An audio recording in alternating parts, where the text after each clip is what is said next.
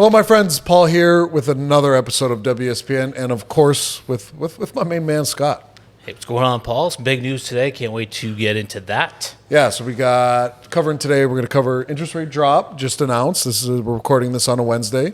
Market stats. Talk about the Toronto real estate market a little bit because it does impact our market. And we're going to go into some things that have passed by the government that will affect immigration, which in turn, immigration always affects real estate. Today, I've been told that I've been giving off priest vibes with this shirt. What do you think? Priest vibes. I didn't notice it before, but now that you bring it up, yeah, that's definitely it. Someone told me I look like a priest, so we are going to preach some market stats here today, and I know this is everybody's favorite episode, always at the start of the month. So, but first, 0.25 bips, quarter point on the interest rates. Last time interest rates were reduced, it has been almost 2 years. We've been in a rising market with the interest rates, and finally we have a cut. What are your thoughts on that, Scott? Yeah, it's actually huge. I think they're basing their policy decisions off of whatever I think is going to happen. They do the opposite. Yeah. I think that's the only reason that they're doing this, because I was calling for continued pauses. But it's huge. I can understand why they're doing it. I'm actually starting to see a lot of people getting frustrated. Signs of cracks in the economy. The real estate market's really slowing down. Maybe not so much here, although it is slowing down in Windsor as well. But in the bigger cities like Toronto, like there's some big problems there. And we're going to get into some of that as well. I think they have over 7,000 condo listings right now. At the end of May, the Toronto area had 9,951 condos available for sale. Could you imagine taking buyers out, looking for these? It's definitely, if you're looking for a condo in Toronto, it's definitely a buyer's market. I think that'd be safe to say. That's the highest number of units for sale for any month in recent history, and this even goes back to before 2012. Well before 2012, this is the highest number of condos that have been on market in Toronto. Now, why do we care about what the Toronto market's doing? Because it affects the Canadian market, and in turn, they are pretty close to us. When we see a thriving Toronto market, we see buyers flock to here. Now, when we lose that buyer pool here of Toronto buyers, and you know, when I go on listings and they always ask, is this listing going to go out to Toronto? Yes, it is, of course, but the Toronto buyer isn't flocking here anymore because with 10,000 condos available, high inventory will bring prices down. Opportunity opens up in their own market. Yeah, it's a really good point. It's the old drive to qualify, and if you can qualify in your local market, you might not be driving. But this is also a structural issue, right? Like if you've got this much inventory that's not moving, who's on the hook for all that inventory? Ultimately, it's the banks, right? If people start defaulting on the mortgage, they can't make their payments. A lot of these are probably investment-owned units, or the builder is on the hook for them. And then you got to worry about the banks, and then it becomes structural. And the bank does not want you to lose your house. They don't. They want you to take that 25, 30 years and pay off that mortgage, because essentially they get they get 2 times the money on that they're lending out. And you know that RBC, CIBC, all the big banks are in the Bank of Canada's ear right now, looking at these stats and saying, hey, we've got a big problem right now. People can't make their payments. Defaults are starting to rise. Banks have to report they have to increase their default insurance every quarter as well, because they can see what's coming, right? So it's starting to become structural, and also, once again, people are getting pissed off. Yeah, banks have shareholders to make happy as well. And very good point. And so does the government, right? Yeah. And that's in the form of votes. So investors in the Toronto market right now, it looks like they're rushing for the exits. Higher interest rates are driving up mortgage payments, making condominium investing far more expensive. Rents are not high enough to cover the average investor's mortgage, taxes, and maintenance fees. And we see that here too, right? Like it's tough to cash flow at times here. I can only imagine what it is when the average sale price in Toronto, which is about $1.4 million, to cash flow on that, difficult at best. Yep, and a lot of people give investors a bad name because they are taking up a lot of the inventory. But without investors, a lot of this stuff does not get built. Mm-hmm. A lot of these condo units don't get built. A lot of rentals don't get built. So the investors are an important part of the real estate economy. And, it got too extreme in the COVID times when it was free money. But now it's getting too extreme the other way, where investors are completely out of the game. And that's going to create inventory shocks as well. So settling somewhere in the middle is probably what the government, the Bank of Canada, is trying to find right now, right? We went too far extreme with free money. Now the money is too expensive for the current economy. We got to find that sweet spot in the middle, and I think we're working towards that. Now, sorry, I was going to say the biggest point of the announcement so far that I've seen from Tiff Macklem is not that they cut rates a quarter point. It's that he said, and I quote, it is reasonable to expect further cuts to our policy interest rate, but he did add that we'll be taking it one meeting at a time. Reasonable to expect further cuts. They know that rates are still too high.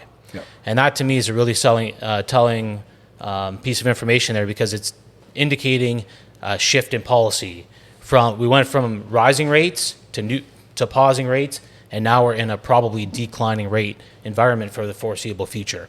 Now, 0.25 basis points is not going to change our market drastically at all. Agreed. Yeah. In terms of affordability, it won't. In terms of affordability, what it will do though is it will give the buyers a little bit more confidence, and a confident buyer out there in a news cycle that changes for the positive about interest rates does have an impact. But our price is going to go back to 2021, 2022 numbers.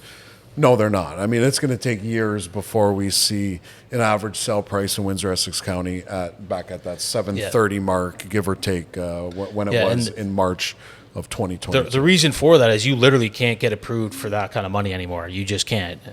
What did Joe say? $150,000 combined salary gets you a pre-approval around $450,000. Yeah, so, somewhere in those numbers. So the affordability is still way too low to have those big jumps in prices, but it does improve sentiment.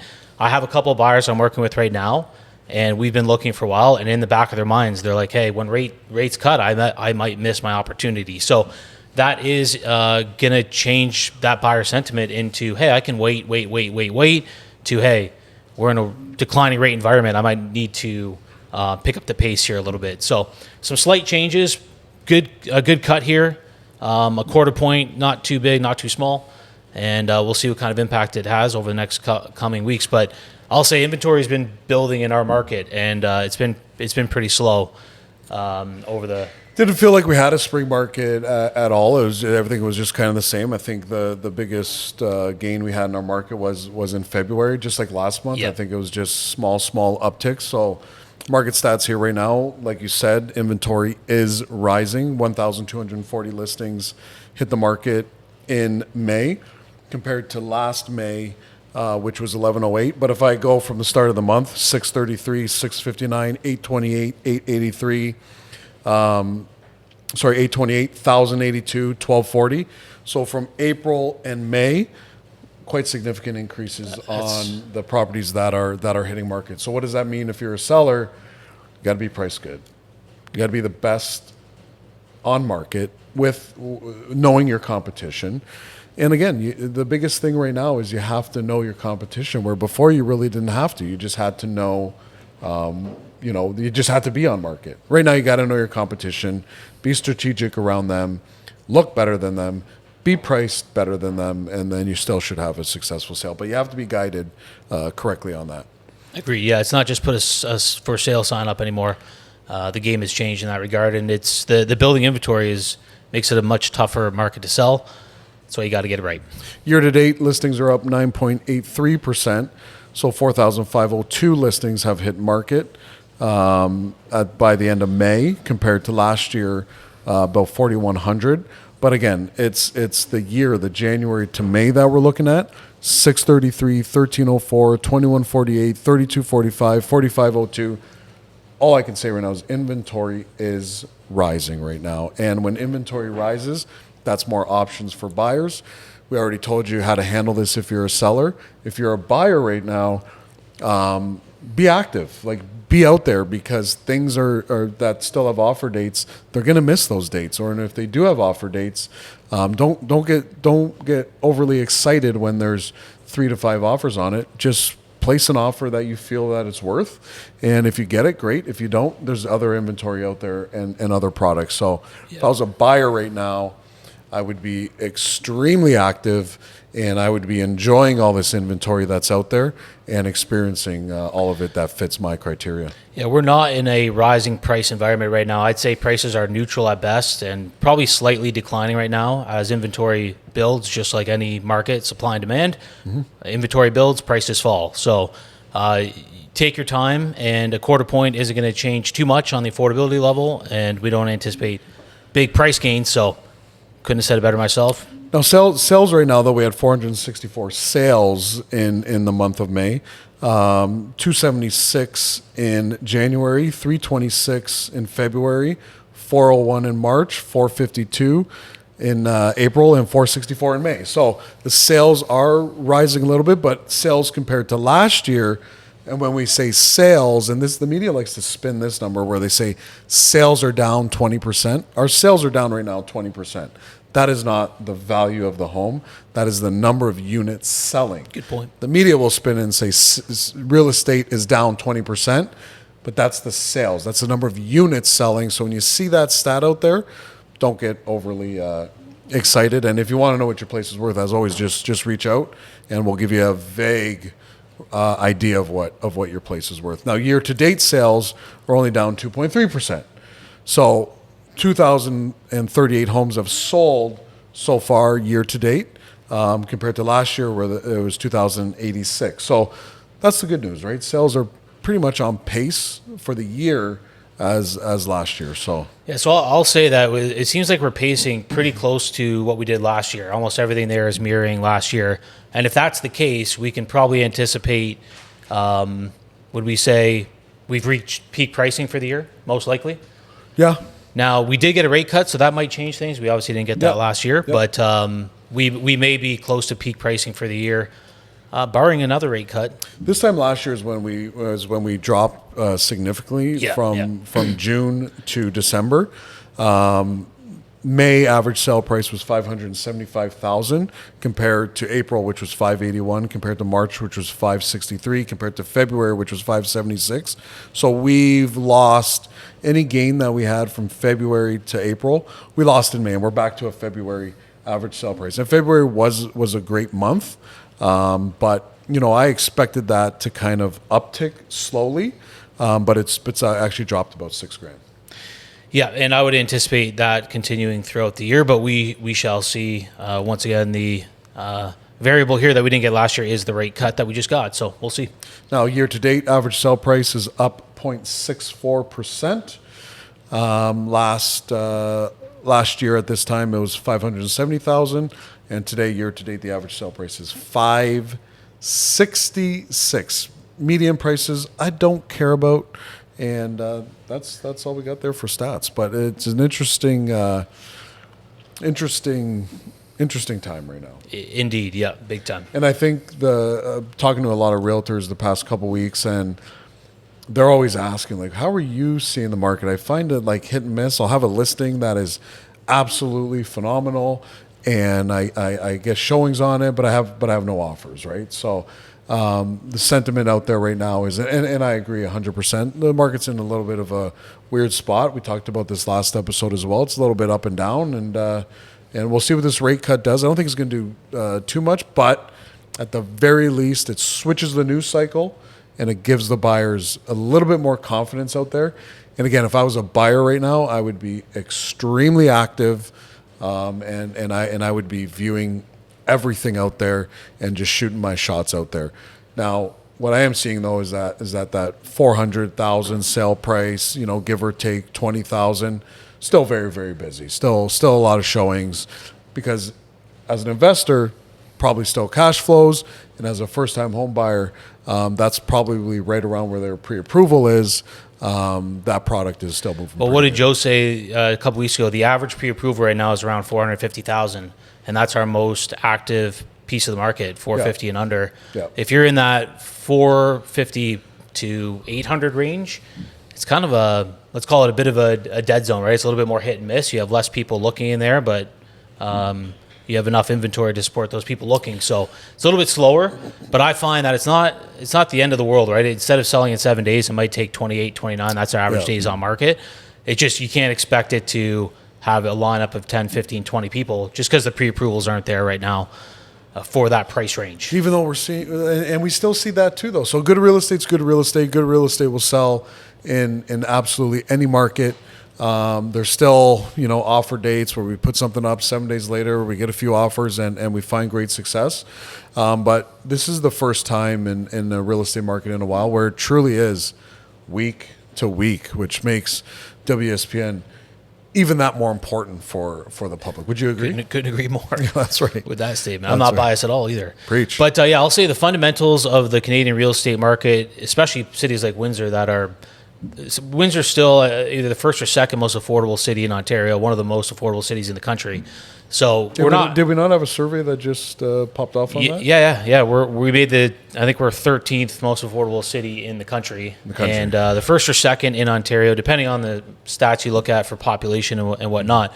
So the fundamentals of Windsor are still very strong. People need to buy homes. They want to buy homes. They just can't afford them right now, which is why the BOC understands that and they're cutting rates. And I still Canada is probably one of the most, if not the most desirable country in the world for people to want to move to and live in. Right. And yeah, people are mad right now because they can't afford houses, but we're on a path of declining rates, in my opinion. And that affordability is going to come back in a balance at some point. And the government is still fueling immigration. We just got a couple announcements this week. I think 5,000 refugee families are going to be getting residence from, I think, Palestine. They just announced the caregivers will be getting permanent residency. They're lowering language requirements as well. They know we're short caregivers across the country, so they're giving permanent residency to people from other countries to fill those gaps. So yes, the government came out and announced, hey, we're limiting immigration, we're limiting student visas and all this stuff, but kind of in the back door, they're finding ways to make sure that immigration door is still open, and we need it as a country. Let's be honest. You have to have immigration. Intelligent immigration. Yes, and caregivers. And immigration is all. The reason why we have so much immigration in Canada is because, at the end of the day, we're having less children. The average family is having less children, and if your population declines too much, I mean, that's more detrimental than the other way. So. Yeah, for sure. Now, I think the immigration prior was unintelligent. It was just kind of an open door, too many people too quickly, without bringing in necessarily the people that we need. We need construction workers, we need caregivers, we need nurses, doctors, all those things. It was just kind of like whoever wants to come in, it seemed. This feels more strategic. Yes, exactly. So the bigger point here, Canada's population is going to be growing for the coming decades. It's inevitable. They have to do it. I think Canada is actually looking to reach 100 million people by 2050 or something like that. I think that's one of the goals. The Century Club, they call it. So we're going to be in a growing population, which means we need more houses. We're in a tough time right now. Because of affordability, not because of demand. You don't want a house, you need a house, right? You need shelter. Yeah. It's Maslow's hierarchy of needs: food, shelter, I went to high school with him. With Maslow, eh? Yeah. Genius. I thought so. Great, valedictorian. Yeah, he was okay. Yeah. Yeah, very well accredited. Educated. He was a great guy too. I'm gonna fact check that. He drink like a fish too. My God, definitely gonna fact check that. Yeah. So, anyways, the fundamentals are still very strong long term. This will balance out eventually. Pendulum swung way too far with cheap money. Then it got too expensive. We're finding our way back to the middle. We are finding our way back. I think. Yes. Not there yet, though. No, and again, this rate reduction won't cause a frenzy in the market or anything. Now, had this happened, you talked to me in February, again, going back to how quick things move. In February, it just felt like the market was absolutely on fire, and a rate cut would be a little bit detrimental at the time. In Windsor, but in Toronto, it's needed. In Vancouver, it's needed. And you have to look at Canada as a whole. And then as the months go on, I mean, I think if I can just focus on Windsor, this is Windsor, Essex, Scott Paul News. I think the timing is great for us for a rate cut here, to be honest, and that's it. And if we are in a declining rate environment for the next couple of years, which I think we will be, if you're a buyer, now's the time, right? You don't want to wait for rates to go down a full point and a half, because you're going to see prices rise in correlation with rate cuts, cheaper money, rising prices. That's just the way the game works. So get out there and start looking. I'd like to see how the market looks at a interest rate of 4%. I think that's a sweet spot right there. I think that's where they're trying to get to by early maybe 2025. But I'm putting the crystal ball away though. I don't know. But yeah, I'd be interested to see at a rate of 4%. I think it would be an extremely healthy market. Yeah. Balance, slightly, slowly rising over time. That's what we want. That's what we need to keep the economy healthy. There it is. Guys, As always, thank you for your attention. If you find value in this video, drop us a comment or let us know. And it's always a pleasure to serve our community. And we hope you find value in these videos. And if you need any advice at all, give myself or Scott a call. We'd be more than happy to help. Have a great day.